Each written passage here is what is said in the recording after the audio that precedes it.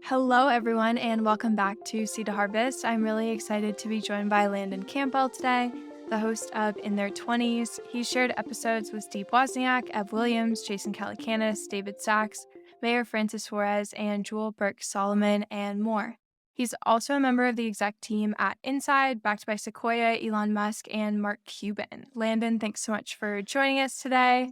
And I love to start off our episodes by asking the same thing of each of our guests since you come from such varied backgrounds. So I know no day is the same, but to give our listeners some perspective, what does an average day look like for you? Oh, great question. Paige, thanks for having me too. This is going to be a lot of fun. Average day, I'd say if I can start my day off with a quick mile run just to kind of focus on that. Don't focus on any work stuff. And also just have like a clear, look at my calendar. So I know exactly what the day's going to look like. I mean, if I can start my day off with those two things, I'm in a good mood. Awesome. And Yeah. then as a executive on the Inside team and hmm also running your own podcast, I'm curious, like who do you talk to during the day? Like what are you doing? Of course, yeah. So communication is super important in whatever you do. I'm constantly talking with my team because, both in their 20s, I do work with some people with that project still.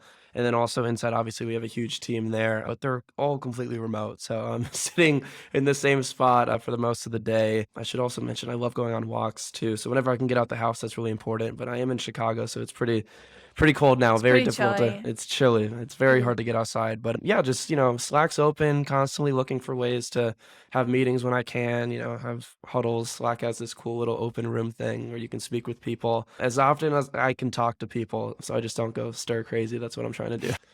That's awesome. And you've produced over 83 episodes now. Is there an update to that running total? Yes, yeah. So 83 is the official number. I think we released number 83 yesterday. We've been doing episodes every single Monday and occasionally like some Wednesdays, but yeah, for the past like year and a half, every Monday, interviewing some pretty cool people about their 20s. And I've learned a lot from the experience. It's been a lot of fun. Yeah, I would love to hear your learnings from both interviewing folks and then also managing social media strategy, guest hmm acquisition, and sponsorship, which are things I don't think a lot of folks talk about when running podcasts. So I'd love to hear both about your logistic learnings and then also any stage wisdom that you might have received from folks that you've interviewed. Yes, I love the sage wisdom. My sister's name is Sage, so the cool word. So yes, a lot of people don't realize how difficult it is to start a podcast. And I saw a very interesting statistic when I started, like a year and a half ago, which was 90% of podcasters quit after episode 3. I think a lot of people have tweeted that over the past, few months, but it's true. And I've kind of been able to get a bird's eye view into why people quit. I mean, they think it's going to be a great, fun experience, which it is. If creating content, it's great. Having conversations, a wonderful time, but it is pretty stressful. Finding guests every single week, editing, finding sponsors. You're not getting paid super early, so that leads to people quitting, and it's difficult. And I went through many challenges and still continue to go through challenges with the podcast. Not everything is perfect with the show, but I think I just, really focused early on powering through, realizing that I could have these big goals, for guests. Like I'd want to be able to speak with the Wozniaks and the Ev Williams one day, but I knew just starting out, it wouldn't be like that. So we went after, and I started this with my best friend. We went after our college professors. We went after people who we interned for, just people within our own network. So I'd kind of give that advice to any podcaster looking to start out. Have the goal of like, this would be the perfect guest. These would be the perfect guests for my show. But you don't have to go after those guests on the first day. Start with your network and build from there. And, just really understand that it's not going to be all, you know, crystal clear day one. You might not even get to see the views and the listeners that you want until episode 50, which was kind of when we started to, get the listenership that we felt we deserved. But it took 50 weeks, to get there. And that was, the sacrifice we were willing to put in because we believed in it. We believed in the show and really enjoyed and still enjoy talking to amazing people. Yeah, I love that. To your point around folks starting a podcast and then quitting after episode 3, I feel like there's something hmm that happens when you press the record button where your world kind of shifts. Yes. There's this level of like, okay, we're live now. I'm Yeah. I'm saying things, we're talking. So I'm curious if you could walk me through what pressing the record button was like on your first day or first week of recording. Yeah, awkward. And, still gets a little awkward sometimes for sure. And I'll be completely transparent. I wasn't like listening to a bunch of podcasts before I started. Of course, I deep dived and did some research, right before we started, but I wasn't like this podcast enthusiast. I wasn't like, or podcast aficionado. There's a fancy word. I wasn't someone who was really interested in podcasting. Like I've heard about it, it's been around forever, but we more like or less came up with the idea of like, the matter first, like what we wanted the show to be around. And we used podcasting as like a, sort of a vehicle. Because we kind of started as a video series and like we wanted to strictly be on YouTube. We didn't really put any focus on the podcast, and the audio side of it, but we really just became obsessed with the world of podcasting and understood like how great of a medium it is to connect with people. I think podcasting is the best way to learn something, teach something, and build your personal brand, talk about something you're passionate about, learn something new. But, that's the more easy one, like listening to shows, but actually having a show and like jumping on with people. Yeah, it's, it can be really scary, but it's another one of those things very similar to what I mentioned earlier, where if you go into it knowing that it's going to be a little awkward at the beginning and just push through that, use that nervous and convert it to, positive energy and push forward, then you'll get comfortable with it. It's all just about being consistent. And over time, even someone like me who was nervous, to start out, like I got a little more used to it. And now, 83 episodes later, like it's fun. I enjoy it. And it's a little less awkward to hear my voice for sure. Yeah, absolutely. It's funny, I was laughing about what you said earlier because I also didn't listen to a lot of podcasts. I was like Yeah. actually kind of anti-podcast. I was like, the world does not need another podcast. There's like all these memes about podcast bros. I love those ones. And I felt like podcasting felt very one-dimensional to me until I found shows like, for example, one of my friends, Adam Faze, recommended that I listen to Gimlet Media's podcast where they did this incredible journalistic experience of what it was like to build a startup from the inside. Yes. And it was just like totally ripped my understanding of what a podcast could be from a journalistic perspective. And then there's another one I really loved called Even the Rich. And there's like a 6-episode series about Jay-Z and Beyonce. And Wow. it was super cool to listen to a story being told. I think that makes a really engaging conversation. And digging a bit deeper on that point, what would you say makes a really engaging conversation with your guests? Yeah, so I've kind of found like the perfect equation, at least like the types of questions that I ask, because sometimes like before you have anyone on, like you want to do your due diligence. You don't have to like know everything about the person and you don't have to know like where they're from and their social security, but at least like, have a general understanding about, just looking at their LinkedIn, like these are the careers they've done. Okay, like I kind of see synergy here. This pivot makes sense. So then the questions that you come up with can be very aimed towards that, because as a host, you're also serving as, a proctor of information. You're a moderator. You kind of have to understand how the interview is gonna take place a little bit. You don't have to know all of the specifics, but I really try and guide my guests as best as I can to just have them like not only share their experiences, the information, but just really have it like flow naturally into a great conversation. I think it's like a game of tennis, to be honest. Like you got to constantly be alert. You got to really like, be focused and like, listen to what the guests are saying, because, you could always, ask this follow-up differently. Okay. Maybe structure it a little differently here. Yeah. Being a host is it's a acquired skill for sure. But I'd say like, I've learned how to talk to people better. I've learned how to help share stories better. I've even learned how to become a better storyteller myself, because people love stories. Companies hire storytellers. It's something I've been saying for years. Humans, we just, we love listening and understanding stories so much. And that can really make or break, someone sharing information across. Like if the story is not there, it's it's going to be very hard to understand what someone's saying. So I think, Yeah. that's the biggest thing. On your metaphor about playing a game of tennis, have there ever been any moments where you've been completely surprised by an answer from a guest? So I'd say yes, there have been many individual moments, But I'll give like a larger scale example of kind of like what I mean by this game of tennis. So I interviewed Woz. He was our 50th episode.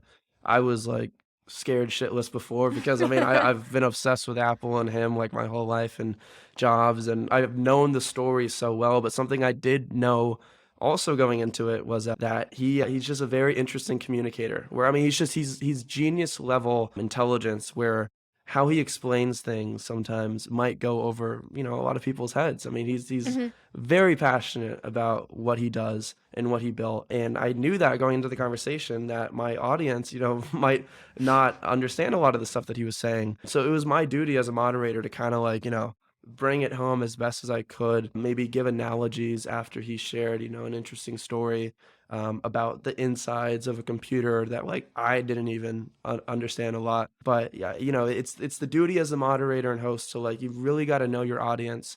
You got to know who's listening. Doesn't have to be every individual, but just have a general understanding of who's tuning into your show and how they want to hear a story. So I think that that's the larger example. There have been like a bunch of mini moments, but yeah, I've spoken with some like very high IQ people who have great stories, great experiences, but I've as a host, I've just really tried to have it flow into a story as best as I can. Yeah, I loved your analogies. I would love to dig into, are there any analogies that have particularly caught your eye recently that you've been using? So so we've kind of built the show. We started, building the web series as I mentioned and the podcast, but we've built like other things attached in their 20s. So we've had an internship program. It's our podcasting and business development internship where we teach students, kind of the craft around there and our newsletter. And, we've built other segments as well. But the analogy I'd give is, I've kind of just tried to run it like a startup, as often as I can, since the beginning. And I think that that's, more like good advice for any podcaster starting out, like have a long-term vision. You need to obviously focus on the now, but like what lasting impact, like do you want your show to become? Like does it if it just should be a show, that's completely fine too, and I respect those shows, but if you think that there are opportunities to have it pivot into other things, that's something to also explore.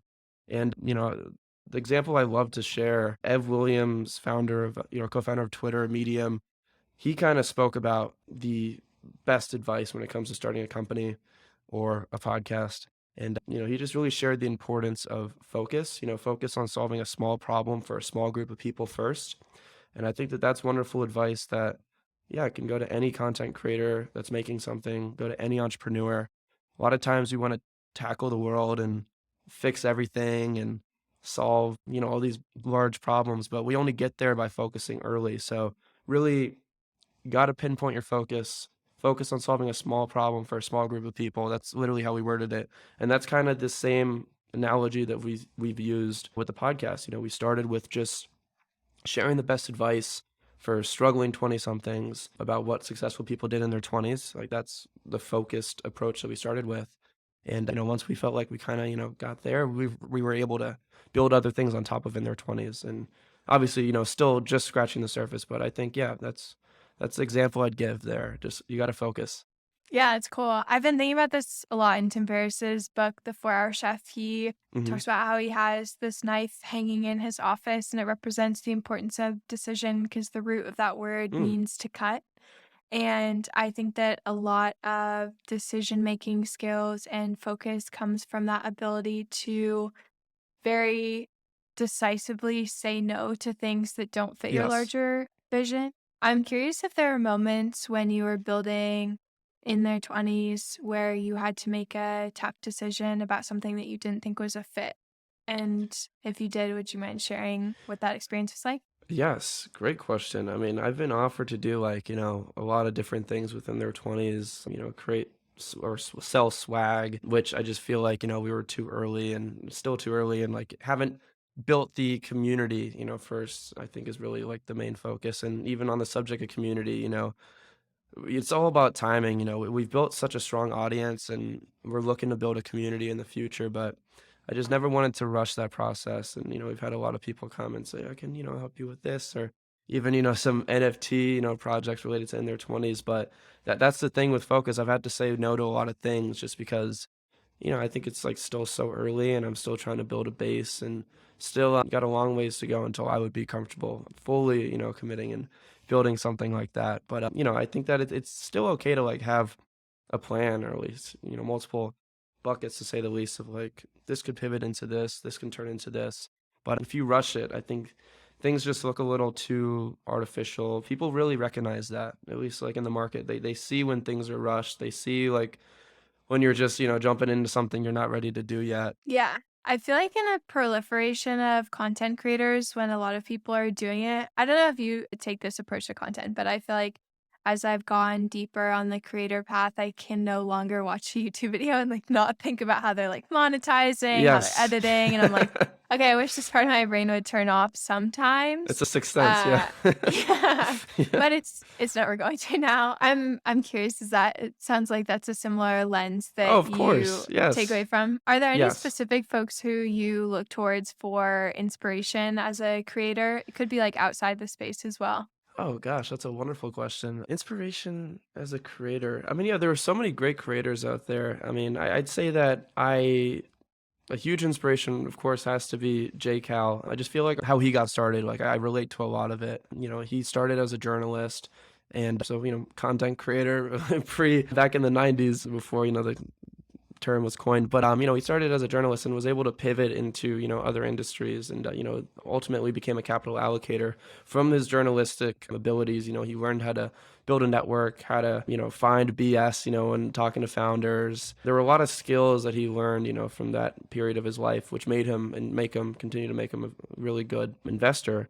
And he still like has that same keen focus on creating content though, like really finding the relation between media and capital allocation. So I mean, any content creator that like has that vision. I know, the guys at a lot of the animal capital guys, what is Josh their group? Richards and Marshall Yes. Salmon It's runs. Hype Yeah. House, right? Hype House, is that what Yeah. it? Yes, yeah. A Yeah. lot of those guys, for example, like they have like in that sixth sense, I think, they're not just creating content. They have the bigger picture. Like, okay, like how will I be able to monetize this in the future?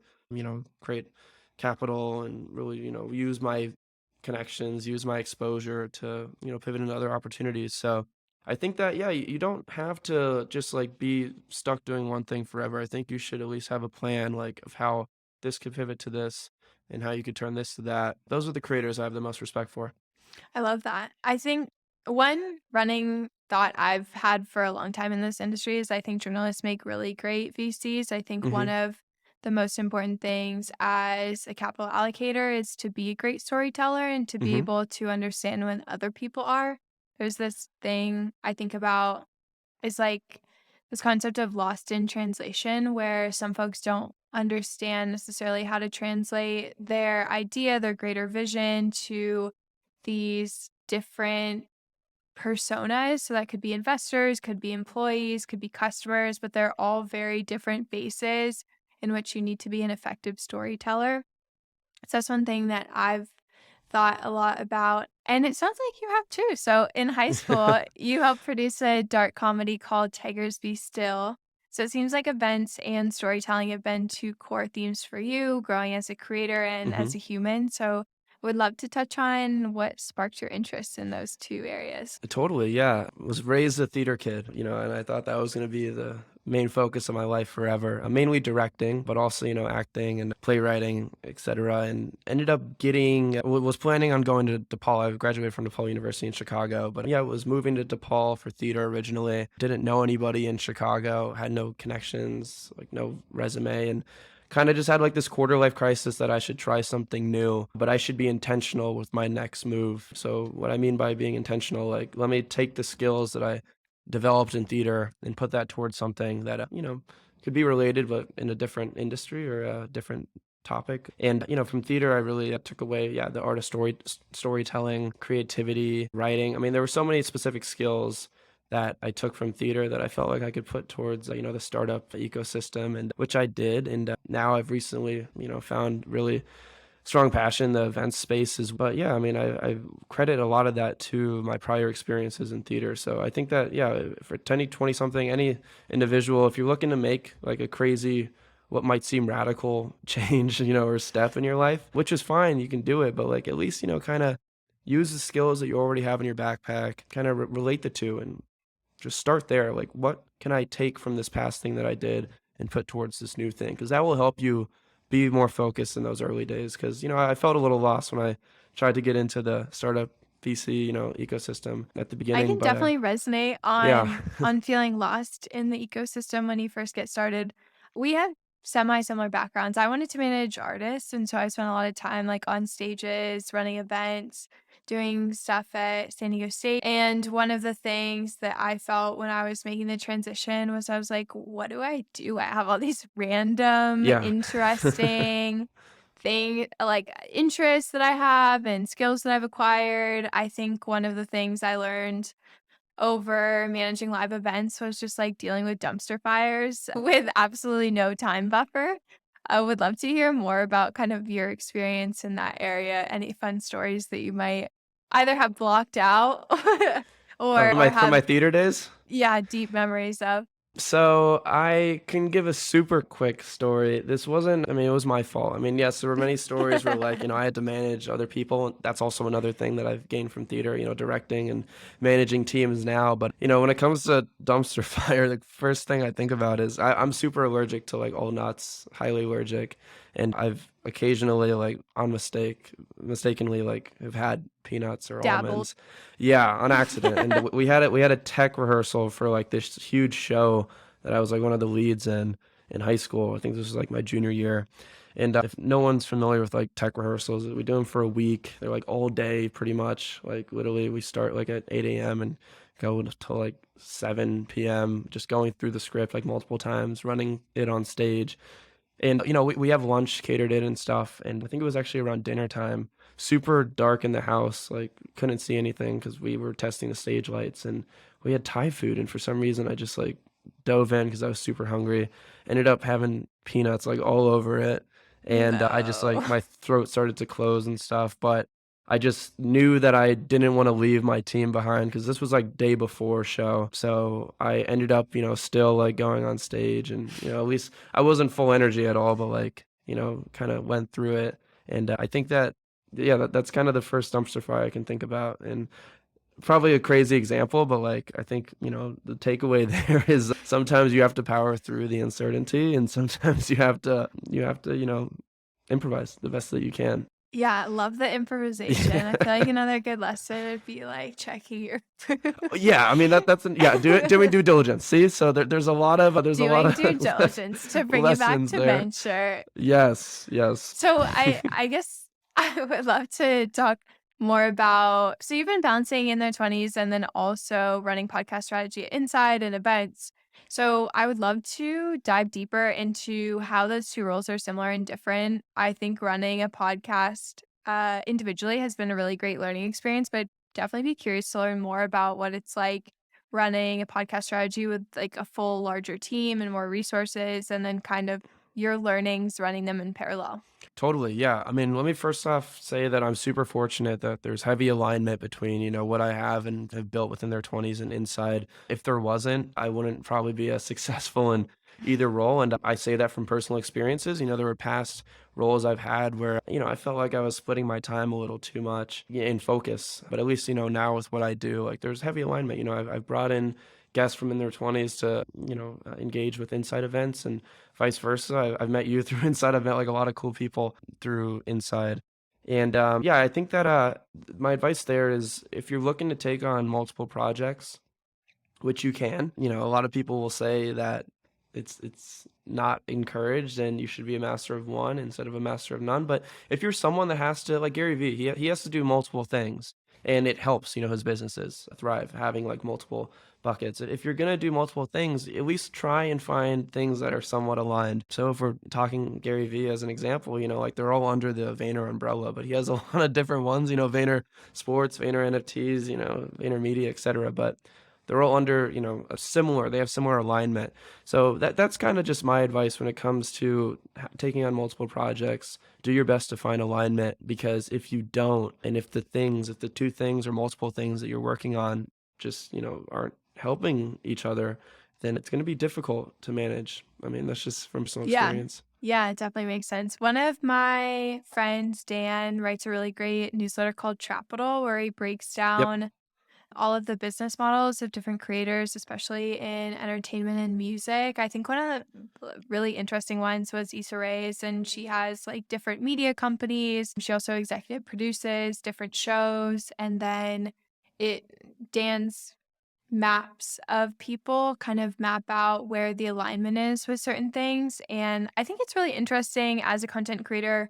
A lot of your work is more external facing than it would be if you were solely an employee at a company. So it can Hmm. seem like you're doing a lot more. It just all happens to be outside work that everyone can see. So that's been the really interesting part about being a creator, because folks are like, how do you do so much? And I'm like, I just They like help did each that other. one. Yeah, Yeah, exactly. they help each other so much. Speaking of helping each other, you were super helpful when I started my podcast. I Of course. met yeah, I met Landon at Meet Our Fund. You interviewed me when I was brought on to pitch behind Genius Ventures Hmm. to a ton of founders, which was really fun. An And awesome then pitch, by the way. thank It was you. really good. Yeah, yeah.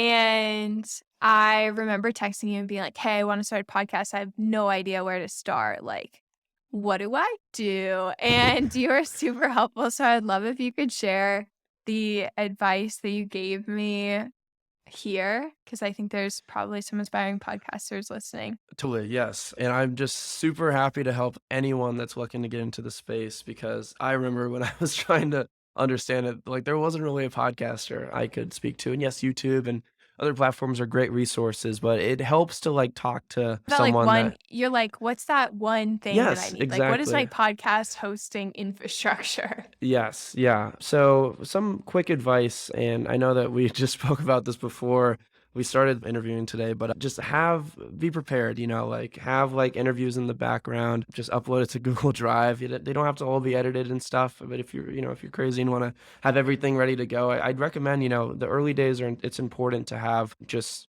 spare interviews ready to I'm go. listening to you say this and being like, definitely don't have this, but great advice. Yeah, I mean, but you understand it's important, and Yes, no, it's I definitely haven't been important. perfect. Like I'm not like this is from experience of like stressing about not having them, because it does take time to edit. It takes time to source guests. A lot of times people are not going to get back to you. It Or takes people time, cancel. or people cancel literally. So I think that's with whatever you do, just like be prepared. When we started, we had like 6. Now, yeah, numbers. I won't give the specific number. It's not 6. It's a little less, but I'm trying my best to like get back to how we started, original 6. And I'd say another piece of advice when reaching out to people, just keep it short and simple as possible. A very compelling subject line on an email as well can be really helpful. Okay, give me Um, an example of that. My next question is what your go-to cold email strategy is for guest acquisition. So yeah, yeah, you yeah. jumped right into that one. Whatever your one sentence pitch is for the show, I'd really just like, get that coined in the subject line. So, my one subject, or, one sentence is, best advice from the best people, top podcast for 20 somethings. Like, I try and get as specific. I switch it around as often as I can, but try and make that subject line just super clear, because a lot of these people, speaking from experience, I go after a Get a lot of lot of cold guests that, emails. yes, exactly. Like, can you invest in my company? Can you be on my podcast?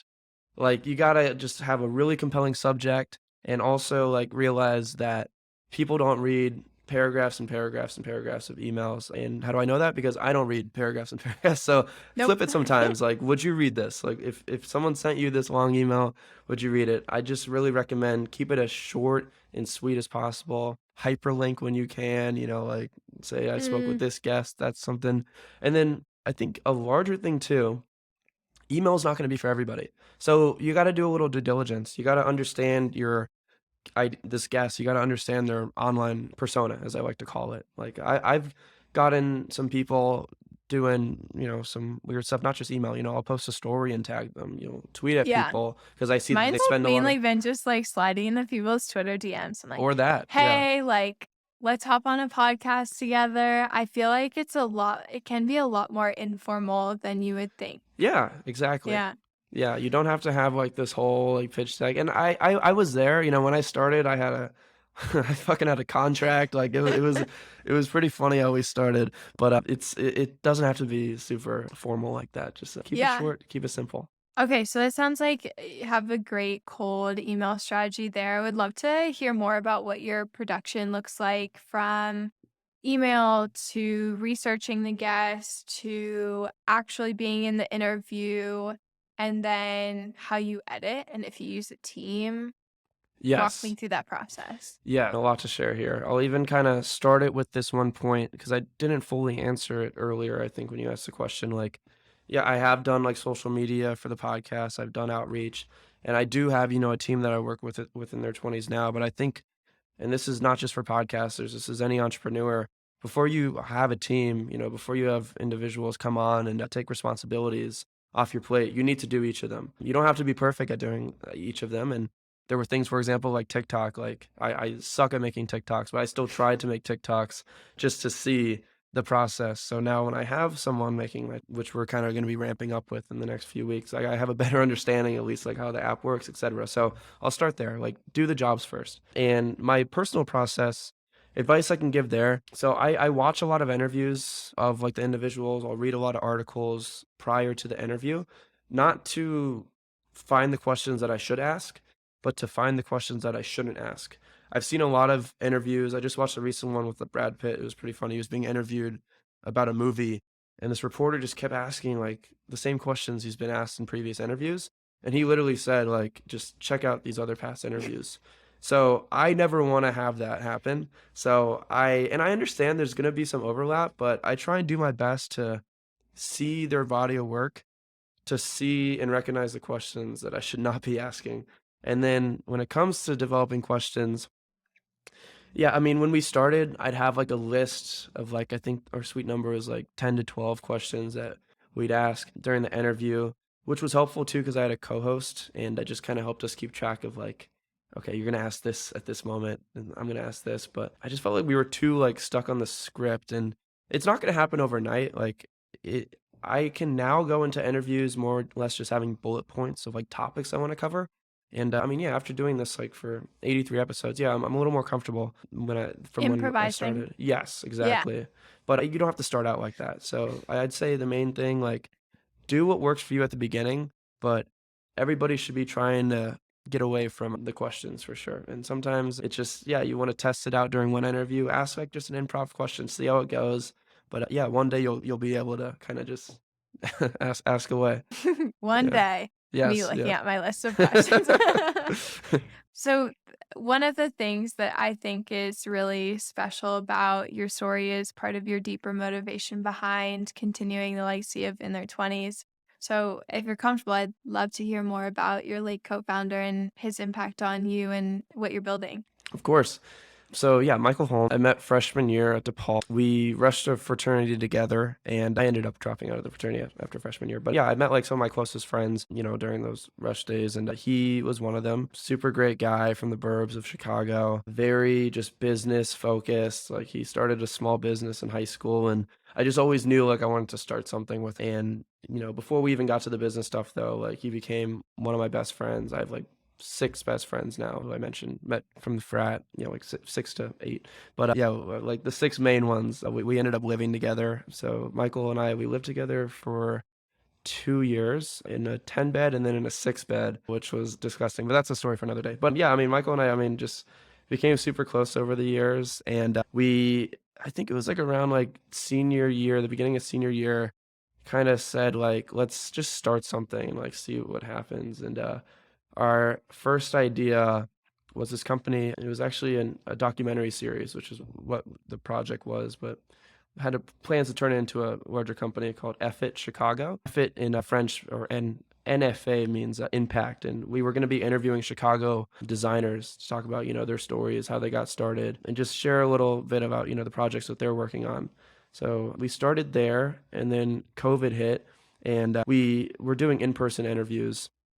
And we had a team for this and we had a location, but we had no idea what was happening with the pandemic. So we just felt it would be best to, kind of pause. And because we couldn't go on site and we didn't want to put our team in harm's way or anything, I went home to California. He stayed in Chicago. And we'd be talking every day like, damn, we have this energy to interview. And, we just spent so much time like, preparing for this project and like, should we do it remotely?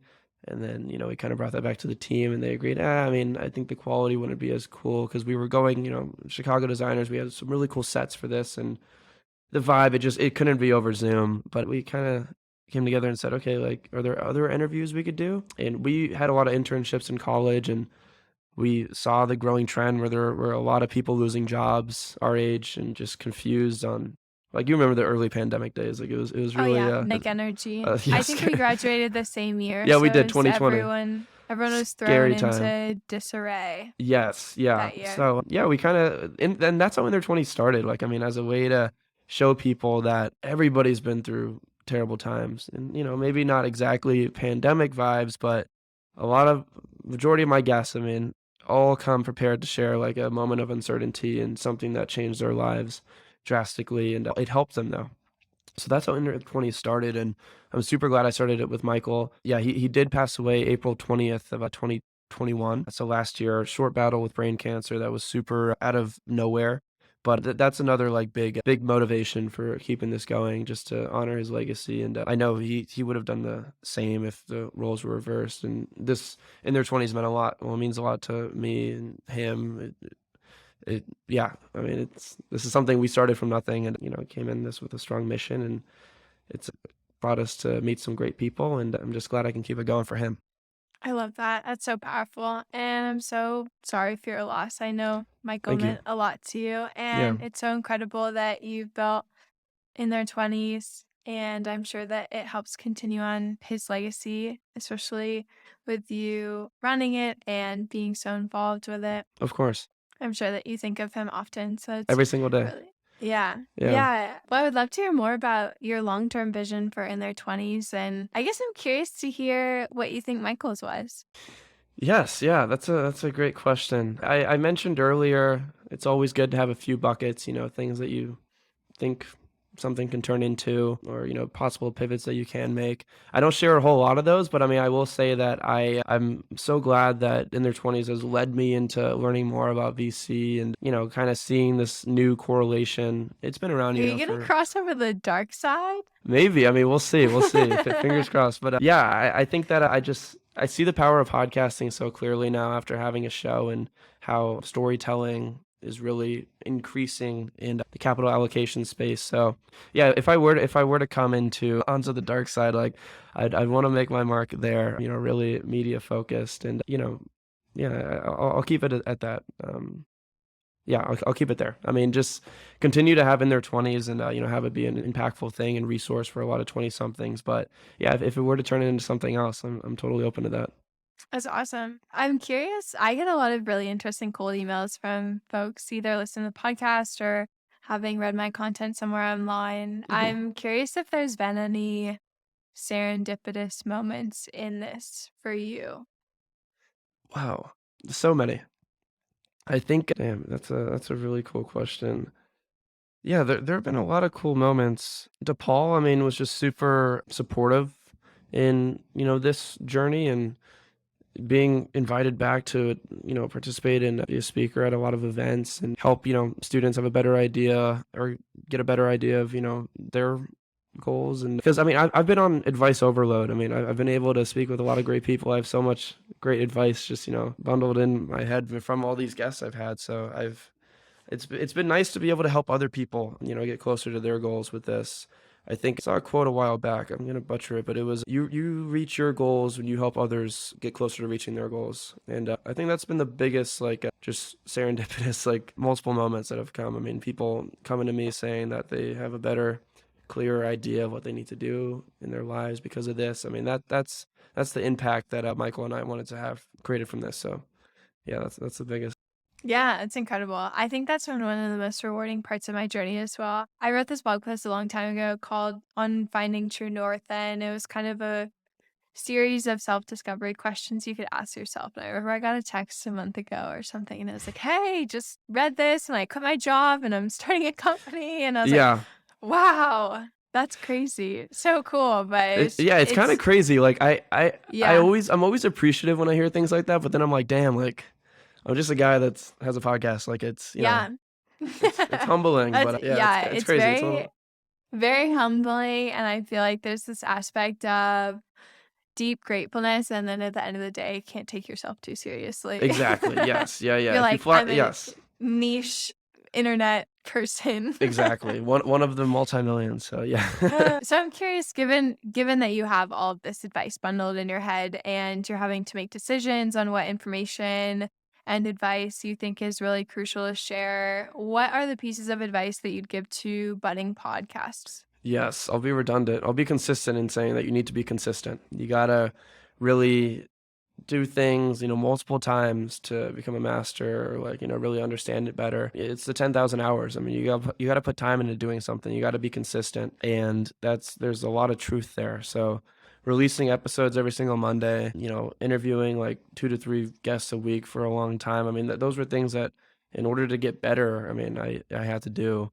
And you got to be consistent. You can't just do it one. And I, really look up to a lot of great people that follow the same framework. I mean, Kobe's a huge one. I mean, he was the first in the gym, last to leave, and like that's not something that like just was a pretty headline, for 1 month he would do. Like that's his entire career, like before people even knew like of his abilities, on the court. So I think that when no one's watching, those are the times to be consistent. But yeah, I mean, there's added pressure when people are watching, so you got to continue.